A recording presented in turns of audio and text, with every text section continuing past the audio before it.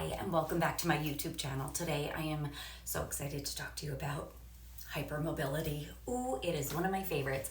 It is also, I just want to recognize if you're watching this because you are hypermobile, I just want to recognize how much harder it is for you to figure out your alignment and really engage your center because your potential for movement is so great. Your body has so many options, which makes it more complicated to really feel where center is and get organized because again, your body just, there's so much potential, there are so many movement possibilities. So what happens with hypermobility is it is not the same thing as flexibility. Flexibility is a range of is your muscles' abilities to lengthen and contract and stretch. Range of motion has more to do with the potential within the joint itself, not the muscles, but the actual joints, the connective tissue, the ligaments, all of that. So something that happens is when you are hypermobile, your joints have more range of motion. Like maybe you can do the thing where you bend your thumb and touch your forearm, or when you straighten your arm all the way, it actually bends the other way and it goes further. Your knees go back and they hyperextend because of the hypermobility available in those joints.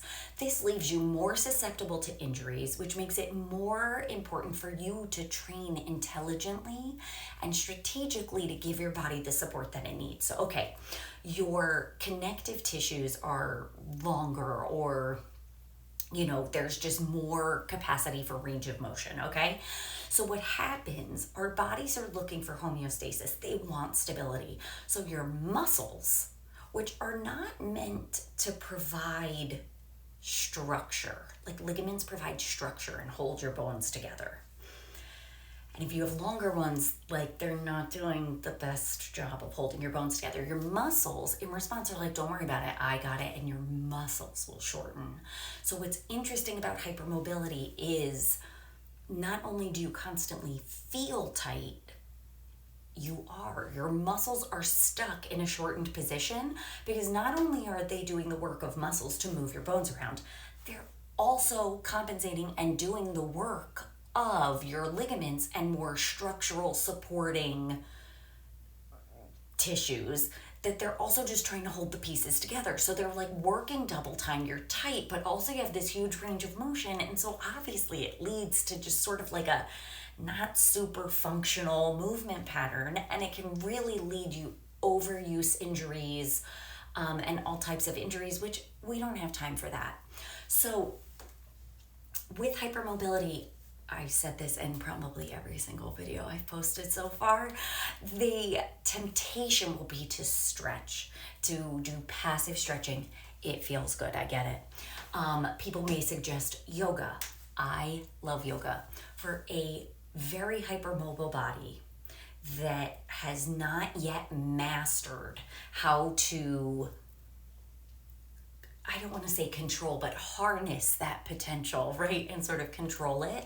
I don't recommend yoga. There's not enough feedback from like the air to keep you from sinking into the joints and bypassing the muscles completely.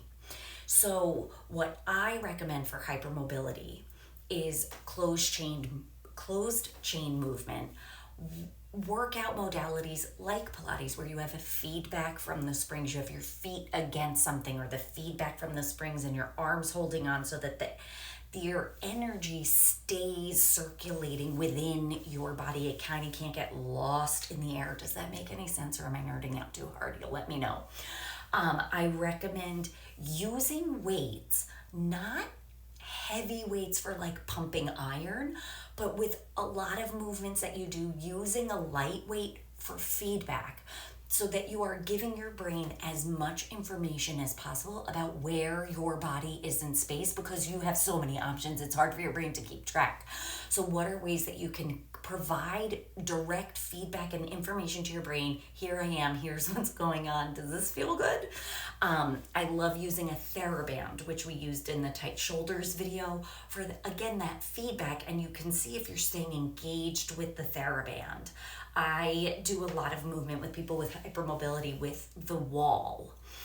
So like instead of doing a plank on the floor, do a plank on the wall, because of your relationship to gravity, you're reducing the pressure on your joints, which aren't as stable, but you have feedback from something solid to help you keep the energy circulating within your body versus escaping and going everywhere.